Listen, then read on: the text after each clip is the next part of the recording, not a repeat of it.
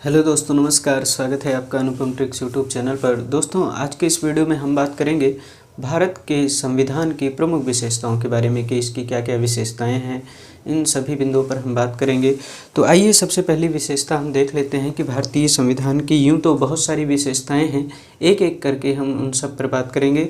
तो भारतीय संविधान की पहली विशेषता है कि ये लिखित संविधान है, एक निर्मित संविधान है, लिखित संविधान है। तो संविधान दो तरीके का हो सकता है, एक लिखित संविधान और एक अलिखित संविधान। हालांकि इसमें प्रथाओं एवं परंपराओं का भी स्थान है। तो संविधान दो तरीके के हो सकता है। तो भारत का संविधान कैसा संविधान है? लिखित संविधान है। ये इसकी पहली विशेषता है। अच्छा, विश्व का प्रथम लिखित संविधान अगर आपसे पूछा जाए तो विश्व का प्रथम लिखित संविधान कौन सा है? तो यूएसए, संयुक्त राज्य अमेरिका का संविधान विश्व में प्रथम लिखित संविधान है।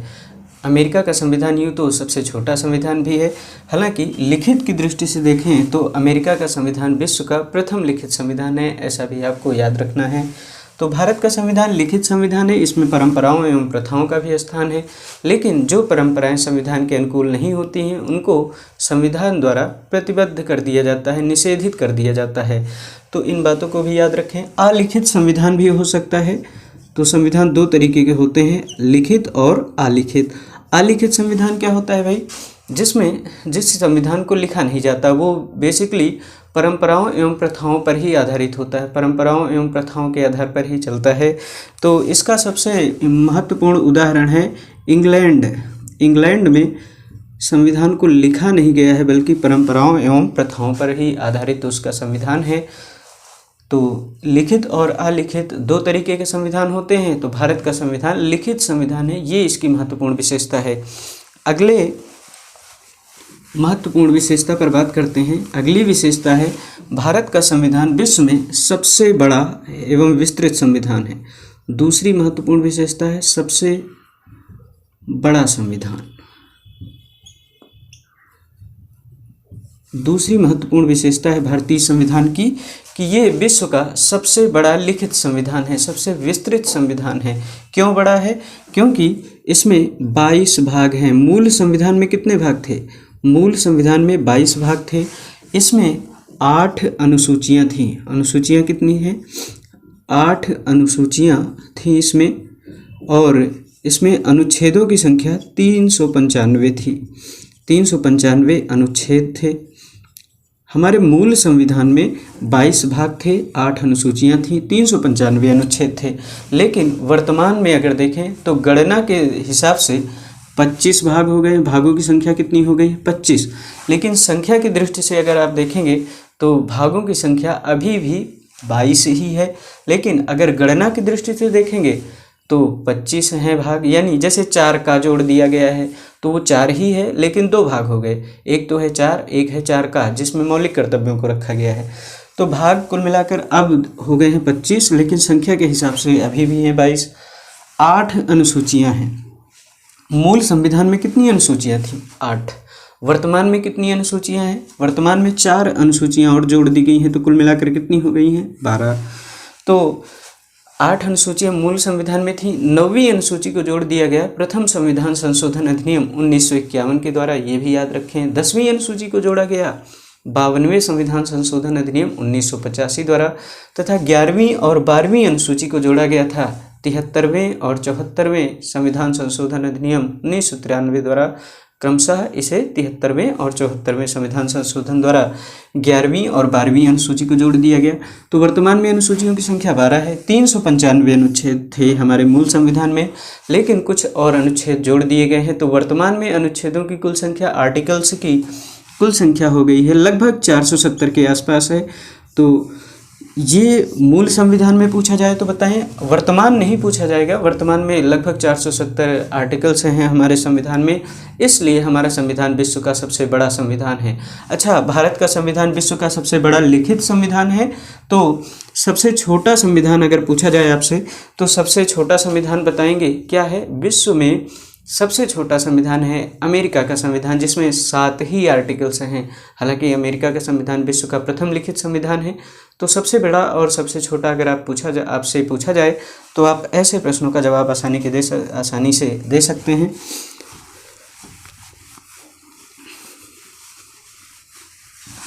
भारतीय संविधान की अगली महत्वपूर्ण विशेषता है संसदीय शासन प्रणाली।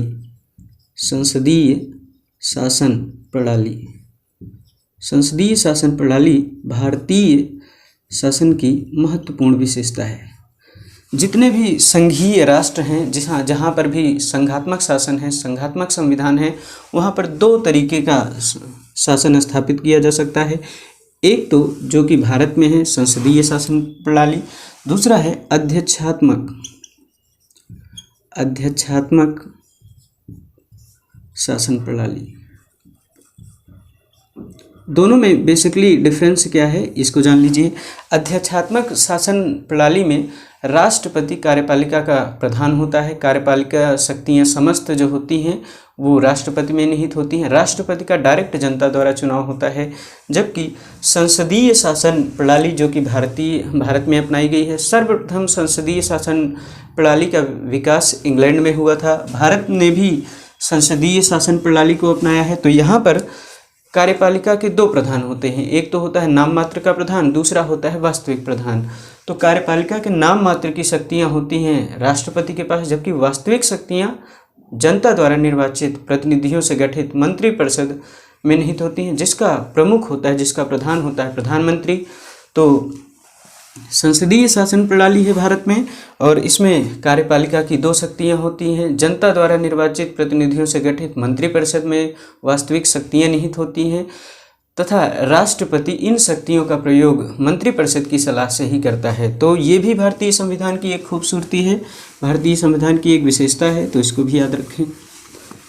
भारतीय संविधान के अगले महत्वपूर्ण विशेषता पर बात करें तो भारतीय संविधान की अगली महत्वपूर्ण विशेषता है वो है मूल अधिकार।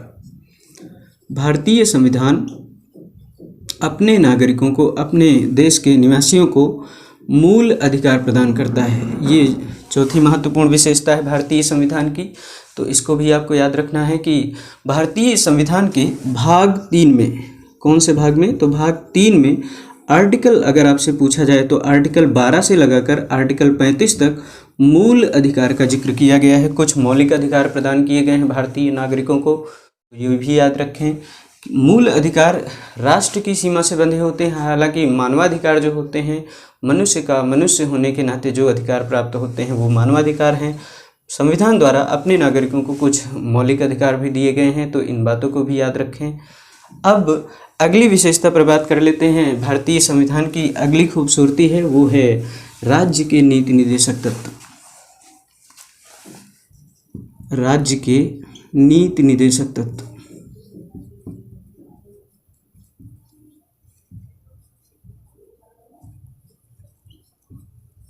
राज्य के नीति निर्देशक तत्व।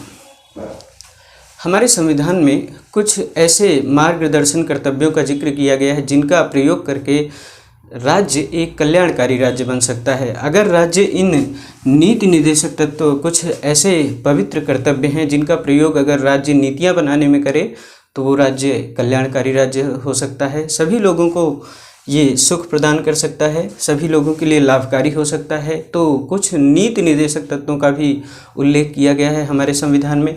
अगर बात करें तो कहाँ पर है ये, तो भाग 4 में इसका उल्लेख किया गया है। भाग 4 में आर्टिकल अगर आपको बताएं हम तो आर्टिकल है 36 से लगाकर 51 तक। तो इसमें कुछ नीति निर्देशक तत्वों का उल्लेख हुआ है। इन राज्य के नीति निर्देशक तत्वों को जी ऑस्टिन ने राज्यों की आत्मा कहा है। तो इतने इम्पोर्टेंट हैं ये राज्य के नीति निर्देशक तत्व।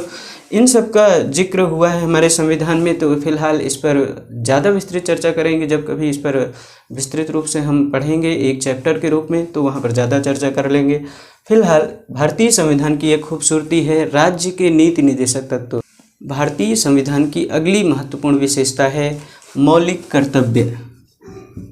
अगली महत्वपूर्ण विशेषता है मौलिक कर्तव्य, फंडामेंटल ड्यूटीज।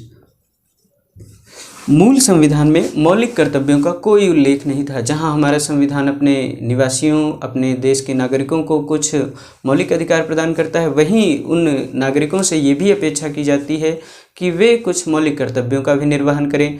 मूल संविधान में इसका कोई उल्लेख नहीं था, तो इसे कब जोड़ा गया, तो बात है 1976 42वां संविधान संशोधन अधिनियम 1976 में इंदिरा गांधी देश की प्रधानमंत्री थी, तो उनके नेतृत्व में सरदार स्वर्ण सिंह समिति की सिफारिश पर सरदार स्वर्ण सिंह समिति की सिफारिश पर इसे जोड़ा गया। कौन से संविधान संशोधन द्वारा जोड़ा गया? तो 42वां संविधान संशोधन अधिनियम है, 1976 में जोड़ा गया था। अच्छा, इसे रखा कहाँ गया है? तो इसे रखा गया है भाग 4 का।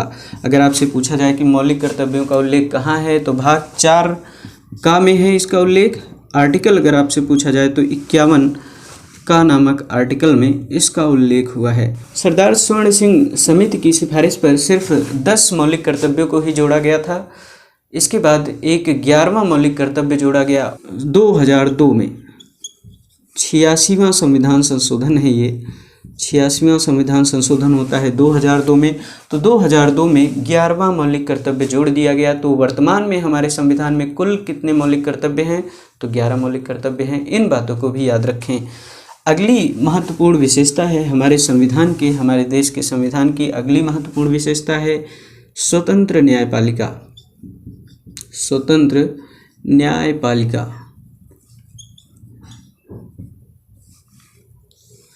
स्वतंत्र न्यायपालिका है क्योंकि हमारा जो देश है वो राज्यों का संघ है। आर्टिकल 1 में कहा गया है कि भारत राज्यों का एक संघ होगा। India that is Bharat shall be the union of the state. राज्यों का एक संघ है, यूनियन है।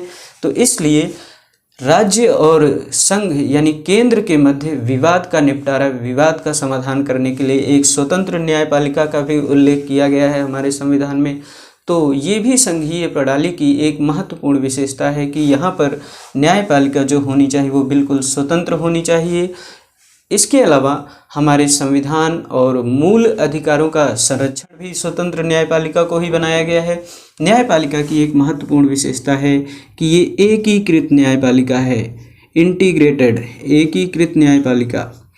अर्थात राज्य और केंद्र की कोई अलग अलग न्यायपालिका नहीं बल्कि एक ही न्यायपालिका है। एक ही सूत्र में पिरोई गई सारी न्यायपालिकाएं हैं। जो भी अलग अलग स्टेप हैं, अलग अलग स्तर हैं न्यायपालिकाओं के, वो एक ही सूत्र के अलग अलग कड़ियां हैं। तो इन बातों को भी याद रखें। भारतीय संविधान की अगर और महत्वपूर्ण खूबसूरतियों पर बात करें तो अगली महत्वपूर्ण विशेषता है इकहरी नागरिकता। इकहरी नागरिकता। जहाँ पर संघीय शासन प्रणाली होती है वहाँ पर दोहरी नागरिकता अमूमन देखी जाती है, लेकिन भारतीय संविधान की एक महत्वपूर्ण विशेषता है कि यहाँ पर इकहरी नागरिकता ही होती है। सिंगल सिटीजनशिप ही हमारे संविधान में इसका उल्लेख किया गया है, सिंगल सिटीजनशिप का। अर्थात भारतीय संविधान की महत्वपूर्ण विशेषता है इकहरी नागरिकता। अर्थात यहाँ पर राज्य का नागरिक नहीं हो सकता है व्यक्ति, सिर्फ और सिर्फ भारत का नागरिक होगा। भारत का नागरिक होगा अगर वो किसी और देश की सिटीजनशिप या नागरिकता स्वीकार करता है तो भारतीय संविधान में उसकी नागरिकता समाप्त हो जाएगी, भारत की नागरिकता समाप्त कर दी जाएगी। ऐसा प्रावधान हमारे संविधान में किया गया है। तो ये भी महत्वपूर्ण विशेषता है इकहरी नागरिकता। अगली जो महत्वपूर्ण विशेषता है, यहाँ से प्रश्न भी खूब पूछे जाते हैं, ये है नम्य और अनम्य। नम्य और अनम्य संविधान का अनोखा मिश्रण है हमारा संविधान। नम्य और अनम्य संविधान है। नम्य और अनम्य संविधान का एक मिश्रण है हमारा संविधान। तो इसको भी जान लें कि अगर आपसे प्रश्न पूछा जाए कि हमारे देश का संविधान फ्लेक्सिबल है या रिजिड है, अर्थात कठोर है या लचीला है, तो ना तो कठोर है ना लचीला है। कठोर और लचीले संविधान का एक मिश्रण है हमारा संविधान। तो नम्य संविधान क्या होता है इसको जान लीजिए, अनम्य संविधान क्या होता है इसको जान लीजिए। जिस देश के संविधान में संशोधन आसानी से किया जा सके उसे नम्य संविधान या फ्लेक्सिबल कॉन्स्टिट्यूशन कहते हैं। जहाँ पर संविधान में कठोरता से संशोधन होता है या फिर संशोधन करना जटिल होता है, कठिन होता है, वो संविधान कठोर संविधान या रिजिड कॉन्स्टिट्यूशन कहलाता है। तो इन बातों को भी याद रखें, यहाँ से भी प्रश्न पूछा जा सकता है। भारत के जो संविधान है, भारत का जो संविधान है, इसके कुछ आर्टिकल्स ऐसे हैं जहाँ पर संशोधन आसानी से किया जा सकता है, कुछ आर्टिकल्स ऐसे हैं जहाँ पर संशोधन कठिनता से किया जा सकता है। संशोधन के मुख्यतः 3 पैटर्न हैं, 3 प्रकार हैं। एक तो है साधारण बहुमत से संशोधन हो सकता है, लेकिन साधारण बहुमत से जो संशोधन होता है वो आर्टिकल 368 के तहत संशोधन नहीं माना जाता है। आर्टिकल 368 के तहत संशोधन सिर्फ विशेष बहुमत और विशेष बहुमत प्लस आधे राज्यों के अनुमोदन से जो संशोधन होता है उसे ही अमूमन संशोधन माना जाता है। तो इन बातों को भी आपको याद रखना है, यहाँ से भी प्रश्न पूछा जा सकता है। अगली विशेषता पर बात कर लेते हैं भारतीय संविधान की। अगली विशेषता है, ये है सर्वोच्च संविधान। हालांकि जब प्रस्तावना हमने आपको बताया था तो बताया था कि भारत की जनता सर्वोच्च है, क्योंकि संविधान जो है, संविधान भारत की जनता द्वारा लिखा गया है, भारत की जनता इसका प्रमुख स्रोत है। इसलिए अगर ऑप्शन में ये रहता है कि भारत की जनता, तो भारत की जनता ही सर्वोच्च हो जाएगी। अगर भारत की जनता ऑप्शन में नहीं है तो हमारे देश में संविधान जो है वो सर्वोच्च है। संविधान की सर्वोच्चता भारत में अपनाई गई है। हालांकि अमेरिका में वहाँ की न्यायपालिका सर्वोच्च है, ब्रिटेन की बात करें तो वहाँ की संसद सर्वोच्च है, लेकिन भारत में संविधान सर्वोच्च है, क्योंकि संविधान से ही सभी शक्तियाँ निकल कर आती हैं, चाहे वो कार्यपालिका, न्यायपालिका या फिर विधायिका की शक्तियाँ बात करें तो ये सब संविधान से ही निकल कर आती हैं। इसलिए भारत में संविधान सर्वोच्च है। तो दोस्तों, आज के इस वीडियो में हमने आपको बताया भारतीय संविधान की प्रमुख विशेषताओं के बारे में। तो इन पर अच्छे से फोकस करिए, इनको ध्यान से पढ़िए। मिलते हैं नेक्स्ट वीडियो में फिर किसी टॉपिक के साथ।